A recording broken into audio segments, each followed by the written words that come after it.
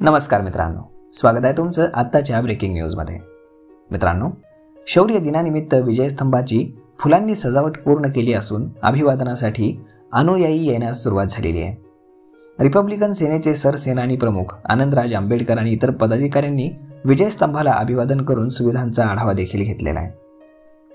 अभिवादन करण्यासाठी कोरेगाव भीमा या परिसरामध्ये येणाऱ्या लाखो अनुयायांना कोणत्याही सुविधा कमी पडणार नाहीत याबाबतची ग्वाही प्रशासनाने दिली असून यावर्षी मोठ्या संख्येने येणाऱ्या अनुयायांसोबत बंदोबस्तातील पोलीस अधिकारी आणि कर्मचाऱ्यांच्या सुविधेकरताही जिल्हा प्रशासनाने वाढीव संख्येने जय्यत तयारी पूर्ण केल्याची माहिती जिल्हा प्रशासनाच्या वतीने देण्यात आलेली आहे।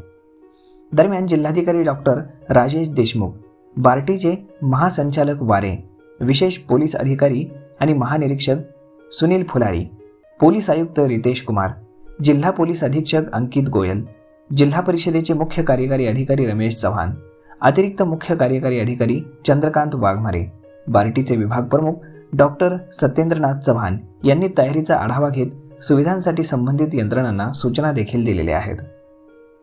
दरम्यान विजयस्तंभ परिसरामध्ये रविवारी मध्यरात्रीपासून आतिषबाजी तसेच सामुदायिक बुद्ध वंदनेने कार्यक्रमाला सुरुवात होईल।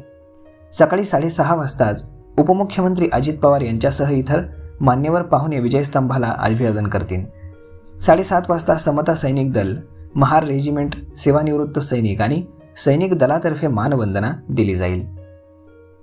जिल्हा प्रशासनाने काल सायंकाळीपासूनच वाहनांना निर्बंध घालणार असल्याचं जाहीर केलं होतं, मात्र गर्दी अभावी निर्बंध शिथिल केल्याचे रविवारी सकाळपर्यंत नगर रस्त्यावरती वाहतूक सुरू होती। रविवारी रात्रीनंतर नगर रस्त्यावरती वाहनबंदी करण्यात आली।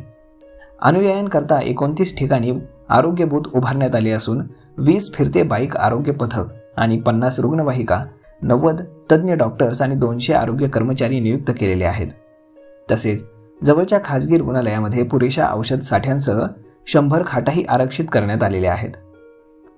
सोहळ्यास उपस्थित न राहू शकणाऱ्या नागरिकांना घर बसल्या सोहळा पाहता यावा यासाठी सह्याद्री वाहिनीवरून 1 जानेवारी रोजी सकाळी 6 ते दुपारी 12 वाजेपर्यंत सोहळ्याचं थेट प्रक्षेपण करण्यात येणार आहे। अशा पद्धतीनं भीमा कोरेगाव येथे जय्यत तयारी करण्यात आलेली आहे। तर मग मित्रांनो, अशा पद्धतीनं आजचा हा व्हिडिओ तुम्हाला कसा वाटला हे तुम्ही आम्हाला कमेंट करून नक्कीच सांगा आणि जर आवडला असेल तर आपल्या जवळच्या मित्रमंडळींसोबत देखील हा व्हिडिओ तुम्ही शेअर करायला विसरू नका। धन्यवाद।